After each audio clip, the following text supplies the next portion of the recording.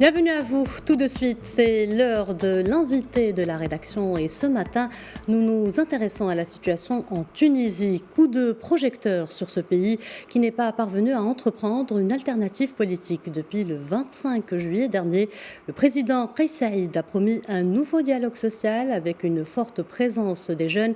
Il a annoncé la formation prochaine d'une commission d'experts pour l'épauler dans des réformes constitutionnelles. Il a aussi parlé d'amnistie, des corrompus contre des projets dans les zones pauvres du pays.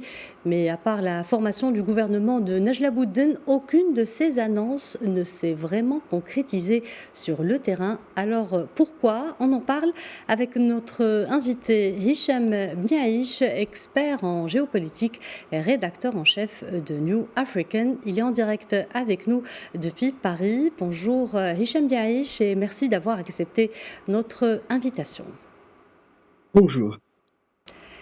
Alors, notre première question, c'est par rapport à la situation en Tunisie, une situation plus que compliquée que vit le pays aujourd'hui. Le 25 juillet, le jour où le président Kais Saïed a décidé de geler les activités du Parlement, il avait suscité beaucoup d'espoir. Certains y ont vu un véritable tournant de la politique en Tunisie. Pourtant, aujourd'hui, tout semble bloqué. Pourquoi, selon vous ? En réalité, la Tunisie, depuis 2011, vit dans une situation, c'est un véritable laboratoire d'abord sociopolitique. Et depuis 2011, le pays est entré dans un cycle infernal d'instabilité. Il y a eu à peu près une douzaine de premiers ministres, il y a eu des dizaines de ministres à travers les différents gouvernements. Et aujourd'hui, la Tunisie, après la constitution de 2014, en fait, la constitution a été un facteur véritablement de division et de freinage de la vie politique et de la modernisation du pays. Parce que le fait d'accorder cette prééminence aux partis politiques, le pays qui n'a pas la culture du pluralisme est entré dans une marchandisation de la politique à travers ce Parlement qui était aux mains des partis, ce qu'on appelle la partitocratie. Et c'est un peu la quatrième République. Donc le coup d'arrêt du 25 juillet était véritablement justifié parce que le pays allait se désintégrer. Il y avait véritablement tous les facteurs de risque.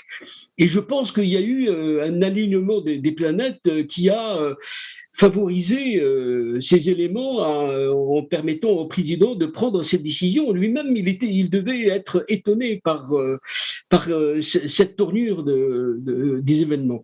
Donc depuis le 25, et là où il y a un véritable problème, c'est que en politique, si vous n'êtes pas agile, rapide, et vous êtes dans la réactivité, vous perdez d'une certaine façon. La réalité finit par vous écraser et prendre le dessus sur vous. Et aujourd'hui, comme c'est un homme, ce président Kais Saïed, qui est venu de nulle part, en fait, il n'avait pas d'expérience politique, il était enseignant. Donc, il était dans la conceptualisation, la théorisation et la réalité, il la connaît pas. Donc, il découvre aujourd'hui il veut en fait appliquer ce tempo personnel sur la réalité d'un pays en crise. La Tunisie, véritablement, est à la croisée des chemins. Il a su remplir une partie du contrat, mais malheureusement, il n'a pas été parce que il n'a pas été rapide pour pouvoir répondre à l'urgence de la situation et surtout il y a décision à prendre et donc le pays est véritablement tiraillé depuis le 25 juillet. Un certain nombre de décisions vont être prises, mais il y a Très bien, énormément Monsieur Hicham Bniaïch, y a-t-il d'autres enjeux liés à cette alternance politique qui a du mal à se faire en Tunisie? Le nouveau gouvernement est bien là avec à sa tête Najla Bouden, mais dans ce contexte actuel, quelle est la véritable marge de manœuvre de ce gouvernement? Non, en fait, c'est un gouvernement aux mains du président et un gouvernement de transition pour lui permettre de rétablir la situation à travers une nouvelle constitution permettant de clarifier le jeu politique et la responsabilité de chacun. Madame Bouden répond aux critères d'une femme affable, aimable, mais ça suffit pas. Elle ne connaît pas l'administration, elle ne connaît pas l'univers politique, c'est une technicienne enseignante aussi, et je pense que elle est là, en tout cas pour servir de relais au président de la République. Aujourd'hui, en tout cas, la situation, c'est que le président subit des pressions de toutes parts, intérieures et à l'extérieur, pour pouvoir rétablir l'ordre constitutionnel et entrer dans une logique pour permettre à la démocratie tunisienne de se parachever. Le rythme, comme je l'ai dit, est très lent. Et aujourd'hui, ce qui avive la situation et la crise, c'est qu'en même temps, il y a une crise économique, une crise financière qui est vraiment considérable.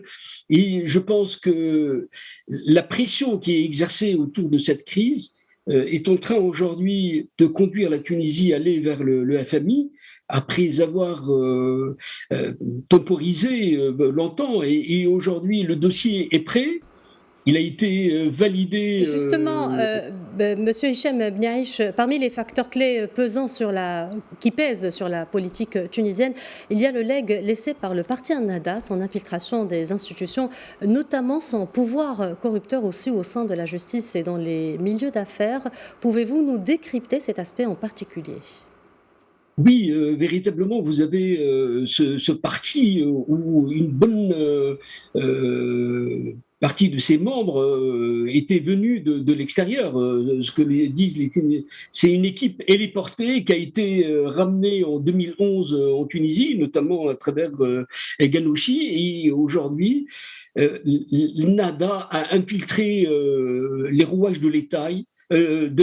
Et je pense que le pouvoir corrupteur d'Ennahda, qui a utilisé un argent considérable venant de plusieurs sources, la Turquie, le Qatar, et je pense que ce pouvoir corrupteur a été au cœur de ce qu'on appelle de la justice, et le blocage aujourd'hui de la justice et son détournement par notamment des dirigeants d'Ennahda qui étaient à la tête notamment du ministère de la Justice, comme M. Bahiri. Et je pense que cette phase, la purge, va à un moment donné arriver, et on le voit aujourd'hui, il y a des voix qui réclament cette espèce de transparence et puis une forme de bonne gouvernance qui est nécessaire pour un pays pour le mettre d'aplomb. Aujourd'hui, Nada agit dans les coulisses, continue, et ça c'est aussi l'erreur de Kais Saïd, et son ambiguïté par rapport à parfois à des décisions nécessaires et claires à prendre, notamment à l'égard de cibles, de dirigeants nana qui étaient impliqués dans un certain nombre dans cette corruption et dans la manière de détourner l'État de sa véritable ce côté institutionnel et civil. Et je pense que peut-être aujourd'hui, c'est une course de bicyclette qui va s'engager. Les Tunisiens sont vigilants, ils vivent la crise et ils poussent le président. Le risque aussi, c'est que Kais Saïd joue sur ce qu'on appelle une forme de populisme.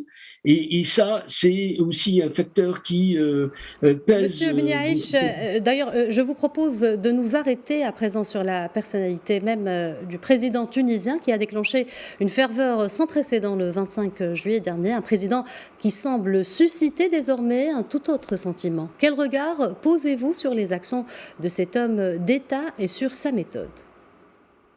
Mais en fait, Kais Saïd, certes, ce qui joue pour lui, c'est cette espèce de d'honnêteté, et c'est un homme qui est désintéressé par l'argent, et ça lui donne ce statut qui est un peu surdimensionné par les Tunisiens, parce que les Tunisiens sont tellement échaudés par le phénomène de la corruption, et il est devenu une figure véritablement de référence pour beaucoup, et surtout le petit peuple tunisien. Je pense que Kais Saïd, depuis le 25 juillet, comme ne connaissons pas la politique, il est arrivé très très tard à cet univers. Donc en réalité, le 25 juillet l'a mis dans un processus de héroïsation, ce qu'on appelle en arabe zam. Et cette stature-là, il a un peu, d'une certaine façon, grisé. Il a rassemblé tous les pouvoirs entre ses mains. C'est d'une certaine façon, c'est bien à un moment donné, mais je pense qu'il a péché par clarté, et surtout cette volonté parce qu'il est nécessaire d'expliquer à l'opinion ses intentions, et surtout son programme. Aujourd'hui, les réalisations de Kais Saïd sont vraiment très minimes. Il a, certes, au niveau de la symbolique, il a réussi à avoir une certaine image, mais c'est un président qui reste en deçà de la décision, de la concrétisation, et c'est un élément très important. En tout cas, ça s'explique d'une certaine façon, puisque c'est un homme qui ne connaît pas la réalité. Il a appris sur le tas à découvrir des choses, et d'une certaine façon, il est assez, dans l'exercice du pouvoir, assez solitaire. Il travaille avec une équipe extrêmement réduite. Il écoute beaucoup, mais il décide tout seul ou presque. Il a quelques personnes proches de Très lui, bien. dont Si vous le permettez, un dernier détour par la récente actuelle tunisienne. Il y a aussi ce choix du président de changer de date la célébration de la révolution tunisienne, le 17 décembre au lieu du 14 janvier. Quel sens cela a-t-il et quel symbole selon vous? en fait, depuis 2011, et surtout le bilan de ces années, les Tunisiens ont eu un véritable déchirement. C'est-à-dire que le 17, en réalité, c'est le début de ce qu'on appelle l'intifada tunisienne, cette espèce de... C'est-à-dire que la mort, ça correspondait à la mort de Bouazizi, ce marchand ambulant qui s'est émolé pour pouvoir protester contre sa situation. Cette date, c'est un acte inaugural de la révolution, et le président semble préférer cette date-là. Et puis il y a la date du 14, qui est janvier, qui est en fait la fuite de Ben Ali à l'étranger, et la fin du pouvoir de Ben Ali. Et tout le débat est entre cette... Mais je pense que c'est une symbolique qui perd du temps aux Tunisiens. L'essentiel, c'est de pouvoir mettre le pays sur les rails. Il y a urgence. La situation, si vous permettez, la situation économique joue un rôle déterminant sur la situation sociopolitique de la Tunisie. On identifie la dette à hauteur de 85% du PIB, un taux de chômage à 19%, bref, un modèle économique en crise. Absolument. Je pense que c'est un modèle où il y a une culture de rentier assez importante. Et je pense qu'un certain nombre de lobbies ont freiné cette transformation. Je pense aujourd'hui, le système est en train d'éclater. Je pense il y a une course de vitesse, parce que les entreprises ferment depuis déjà plusieurs années, et ça pèse très lourdement sur la vie du Tunisien. Il y a une paupérisation, en tout cas, qui s'est accentuée ces dernières années. La Tunisie, il ne faut pas aussi transformer le tableau uniquement en noir, mais je pense qu'il y a des atouts considérables sur le niveau de formation des Tunisiens, la scolarisation.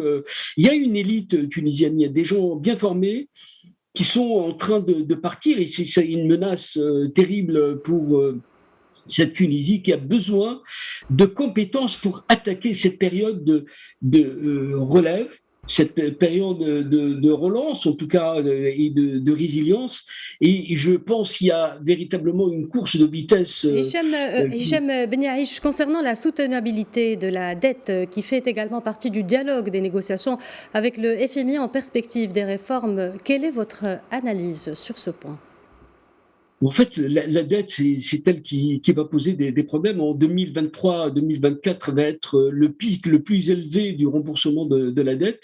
Le FMI, aujourd'hui, le plan qui va être présenté dans quelques jours au FMI pour permettre ce qu'on appelle le cash contre les réformes, parce que la conditionnalité est là. C'est-à-dire le FMI veut pousser les Tunisiens à vraiment prendre au sérieux cette réforme et surtout il y a une espèce de pléthore de fonctionnaires à ne rien faire, et je pense que un État qui veut se relancer, qui veut être moderne, doit sortir de cette inertie, de cette bureaucratie. La Tunisie, malheureusement, semble avoir oublié les leçons qu'elle donnait il y a quelques années à l'extérieur, à plein de pays. Et je pense que c'est maintenant un moment crucial pour, peut-être ça va être le début avec ce retour vers le FMI,